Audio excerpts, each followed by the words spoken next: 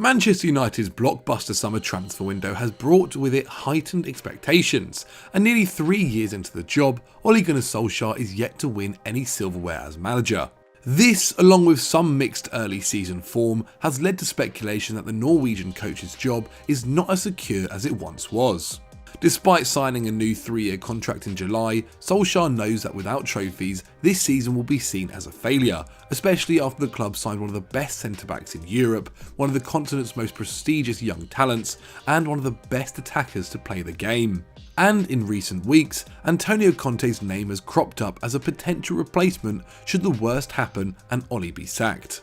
According to Gianluca Di Marzio, the Italian coach would accept an offer from the Red Devils, having previously turned down Premier League rivals Tottenham Hotspur after being unconvinced by the North London club's project. But what would he bring to the Man United job, and would he be a good fit at Old Trafford? On today's FD Explained, we aim to find out.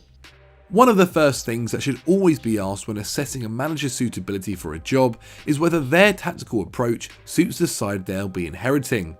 And Antonio Conte's tactics have been pretty well defined for the best part of the last decade. After switching from a 4-3-3 to a 3-5-2 in his second season at Juventus, he has rarely swayed from a system which utilises a back three and wing backs. He famously used Kwadwo Asamoah and Stefan Lichtsteiner as his wing-backs in Turin, with the pair contributing to a combined 29 Serie A goals during their 2 campaigns under Conte, accounting for 19% of the side's total output in that time. He worked a similar trick at Chelsea, with Victor Moses and Marcos Alonso, 2 players who had yet to truly impress in the Premier League when he took over. In their 2 years under the Italian, the 2 widemen were involved in a combined 30 goals in the Premier League, which was 20% of the Blues' total output. By comparison, Luke Shaw and Aaron Wan-Bissaka contributed to 6 goals each in 2020-21, equivalent to 16% of United's total in the league. Their underlying numbers also make for good reading. Shaw creates 2.4 chances per 90, the second highest average in the United squad, and is also one of the side's main ball carriers, with Nemanja Matic, who started just 12 games, the only teammate to beat his 7.6 progressive carries per 90 last term. However, unlike Marcos Alonso in his 16-17 pomp, Shaw likes to bring the ball into the left channel and doesn't go to the byline that often, and staying wide to create overloads down the flank would be required in Conte's system. But with his ability to drive play forwards and provide an overlap, he would probably be able to adapt quickly to a new role.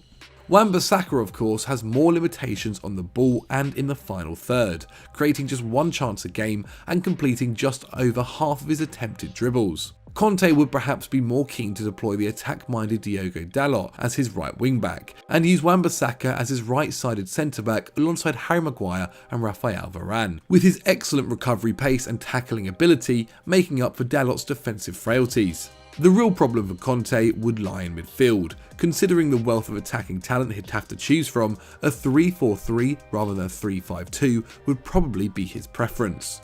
But without a top-class defensive midfielder who's able to provide cover when the wing-backs bomb forward, the system begins to look pretty shaky. At Juventus he had Pirlo, at Chelsea he had Kante, and at Inter he had Brozovic.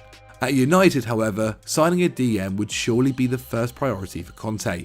But even then, he'd still have some headaches. Bruno Fernandes would likely be preferred to Pogba as one of the midfield 2, given he's a more active presser, not to mention the fact that Pogba has played his best football on the left over the last year. If he wanted to integrate the 2 of them, it would have to be in a 3-5-2, with the potential for Bruno to be positioned in an advanced role like Christian Eriksen was at points in the 2020-21 campaign. This kind of setup may also benefit the box-to-box capabilities of Donny van de Beek, who could provide a goal threat similar to that of Nicolo Barella at the San Siro. But to do this would require sacrificing the wide attackers. £77 million Jadon Sancho would be benched, or even converted into a wing-back, while Marcus Rashford, Edison Cavani, Cristiano Ronaldo, Anthony Martial and Mason Greenwood would all compete for 2 places up front. He certainly wouldn't be short of options, but United's squad may simply be too top-heavy for Conte to find his best 11 and keep everyone happy. Another worry for the United hierarchy would be Conte's record of quitting when things don't go his way. After he resigned from the Juventus job in 2014, it was revealed by Italian journalist Alessandro Alchietto that it came following a dispute with the club over transfers. Conte wanted Juan Cuadrado, who had enjoyed a fourth superb season at Fiorentina, but Juve couldn't afford him, and he was also apparently angered by the lack of guarantee over the futures of Arturo Vidal and Paul Pogba, as well as the club's pre-season schedule, which saw them travel to Indonesia and Australia. He was also sacked by Chelsea in 2018 following a disappointing second campaign, one which had been preceded by a summer in which Conte was frustrated by the club's failure to sign his top targets, namely Romelu Lukaku. And his latest resignation came as a result of Inter's financial woes. With Conte wanting to invest further in a side which had just won the Scudetto, he decided that the club's plan to sell €80 million worth of talent in order to balance the books was at odds with his ambitions. At Man United, there is a much bigger sense now that the club is building a long-term project. Hiring a manager who has lasted just 2 years in each of his previous 3 jobs wouldn't be in keeping with this, especially given the amount of transfer targets the Red Devils have missed out on in recent years. But despite his record of combustibility, Conte is also a world-class motivator. After all, he managed to take over a Chelsea dressing room which had become toxic under Jose Mourinho and lead them to a title in just a year. The aforementioned Victor Moses is one of his biggest success stories, not only because of the way he used him tactically, but also the confidence he inspired in a player who at 26 had yet to be given a chance at Stamford Bridge. Having been constantly loaned out, playing bit-part roles at Liverpool, Stoke and West Ham, the Nigerian international's fortunes turned around swiftly under Conte. Within months, he was playing the best football of his career. Conte's infectious energy not only galvanised the squad, but also a Stamford Bridge crowd which had been hammering the players the previous campaign. The Blues won all but 2 of their home games in the league that season. And his methods of man management can get pretty wild. With the Serie A title already wrapped up going into the final game of the 2013-14 season, Conte was determined for his Juve side to get the win and break the 100-point mark. Unconvinced that his players were motivated enough, he arranged with captain Gianluigi Buffon to stage an argument, in which he insulted Buffon and the rest of the squad and questioned their commitment. It worked, with Juve wrapping up a 3-0 win over Cagliari by the 40th minute.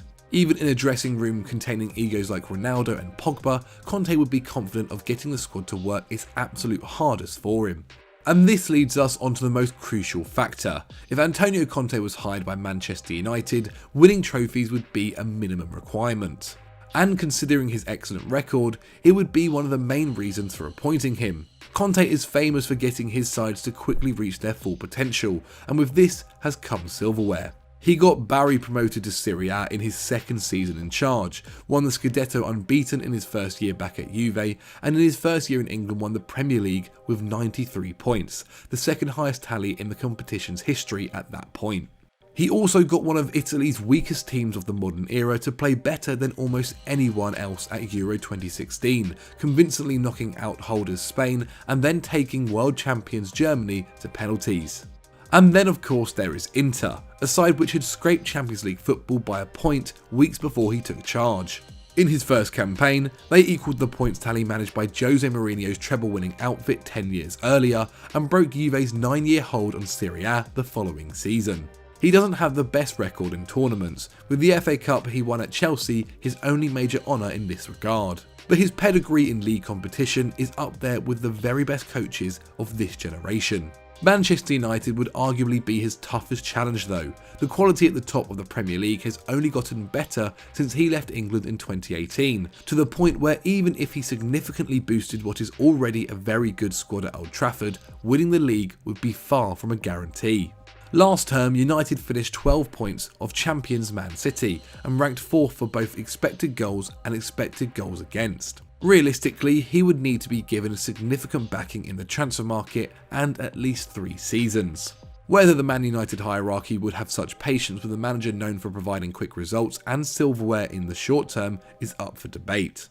Nevertheless, Conte has a well-defined winning formula, and one which has worked multiple times in recent years. If he is allowed to work as he likes, then there are few better candidates out there should United be looking in the near future. So that was our Football Daily Explained, answering the question, would Antonio Conte be a good fit at Manchester United? But what do you guys think? Do Do you agree or do you disagree? And if so, who should be the manager if Ole Gunnar Solskjaer was to leave? Please let me know in the comments below. If you've enjoyed this video and want to see more Football Daily content, then click on screen right now and make sure you watch Team Talk. And as always guys, don't forget to like and subscribe.